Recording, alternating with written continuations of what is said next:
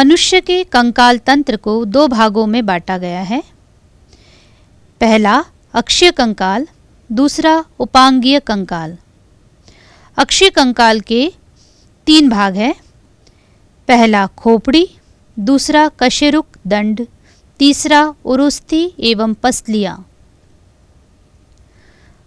उपांगीय कंकाल के दो भाग हैं, मेखला, भुजास्थियाँ। अक्षीय कंकाल खोपड़ी के चार भाग हैं। पहला क्रेनियम, दूसरा चेहरे की अस्थियाँ, तीसरा कर्णास्थिया, चौथा हाइओइड। कशेरुक दंड, इसके पांच भाग हैं। पहला ग्रीवा कशेरुक, दूसरा वक्षीय कशेरुक, तीसरा कटी कशेरुक, चौथा त्रिक कशेरुक, पांचवा अनुत्रिक कशेरुक। मेखला दो प्रकार की होती है, अंश मेखला, दूसरा श्रोणी मेखला। भुजा अस्थियाँ ये भी दो प्रकार की है, अग्र भुजा की अस्थियाँ, पश्च भुजा की अस्थियाँ। अग्र भुजा की अस्थियाँ जिसमें पहला है humerus, radius, ulna, carpals, metacarpals, phalanges. पश्च भुजा की अस्थियाँ femur, tibia, fibula, tarsals, metatarsals, phalanges. बच्चों, कंकाल तंत्र के बारे में मैं आज अकेले नहीं बताने जा रही हूँ। मेरे साथ कोई है जिसकी सहायता से हम कंकाल तंत्र पढ़ेंगे।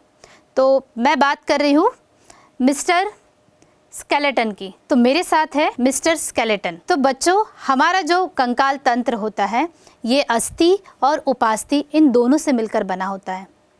अस्थियाँ जो होती है ये कठोर होती है और उपास्थि जिसे हम कार्टिलेज कहते हैं ये अस्थि की तुलना में लचीली और कोमल होती है। तो कार्टिलेज जैसे कि आप देख सकते हैं कि हमारे कानों में या हमारे नाक के पास जो होता है उसे हम कार्टिलेज या उपास्थि कहते हैं। मनुष्य के शरीर में, हमारे शरीर में कुल 206 हड्डियाँ पाई जाती हैं, जिसमें सबसे बड़ी हड्डी जो होती है वो हमारे पैर में जांघ में पाई जाती है और इस हड्डी का नाम है फीमर। और सबसे छोटी जो हड्डी होती है वो हमारे कानों में पाई जाती है जिसका नाम है ऑसिकल। तो बच्चों, अगर ये कंकाल तंत्र नहीं होगा तो क्या होगा?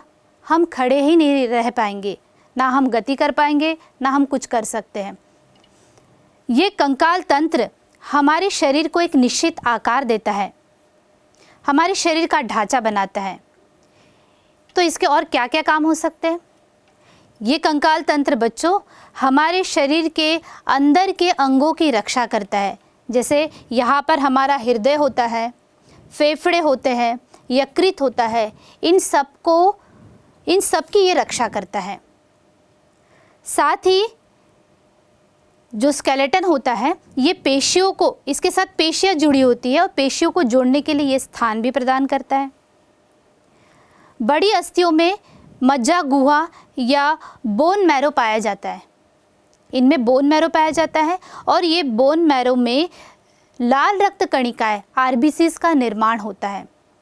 साथ ही बच्चों, स्केलेटन में, कंकाल में कुछ खनिज लवण जैसे कैल्शियम, मैग्नीशियम, फॉस्फेट इनका संग्रहण होता है और जब ज़रूरत पड़ती है तो इन खनिज लवणों का उपयोग किया जाता है विभिन्न कार्यों के लिए।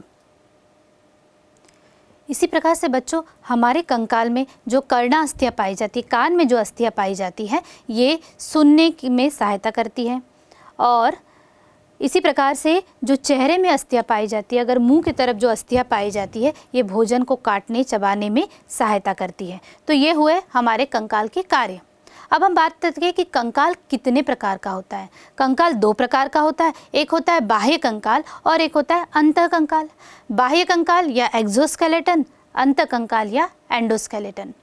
बाह्य कंकाल जो बाहर में उपस्थित होता है, जो नाखून के रूप में, बाल के रूप में, किसी जीव में, प्राणियों में ये सींग के रूप में, किसी किसी में ये खूर के रूप में, शल्क के रूप में, इन रूप में जब ये उपस्थित होता है तब हम इसे बाह्य कंकाल एक्सोस्केलेटन कहते हैं।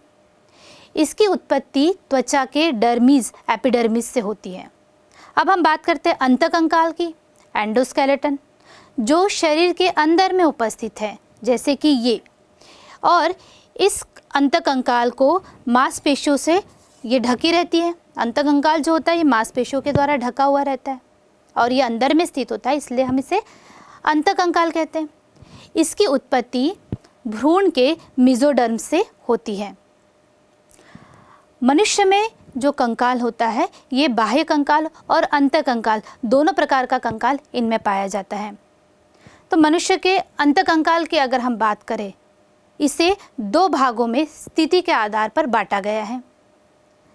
एक होता है अक्षीय कंकाल, जिसे हम एक्सियल स्केलेटन कहते हैं, और दूसरा होता है उपांगीय कंकाल या एपेंडिकुलर स्केलेटन।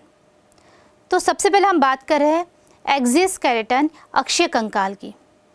एक्सियल स्केलेटन अक्षीय कंकाल में, जैसे कि आप चित्र में भी देख सकते हैं कि जो आपको सफ़ेद रंग का दिख रहा है, ये है आपका अक्षीय कंकाल। अक्षीय कंकाल में कौन कौन से भाग आ जाएंगे?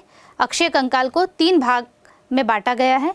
एक होता है करोटी, स्कल या खोपड़ी, दूसरा होता है कशेरुक दंड या वर्टिबल कॉलम, तीसरा होता है रिप्स और स्टर्नम। इस प्रकार से अक्षीय कंकाल के 3 भाग होते हैं। तो सबसे पहले अक्षीय कंकाल के हम स्कल या करोटी की बात करते हैं कि इनमें कितनी अस्थियां पाई जाती हैं।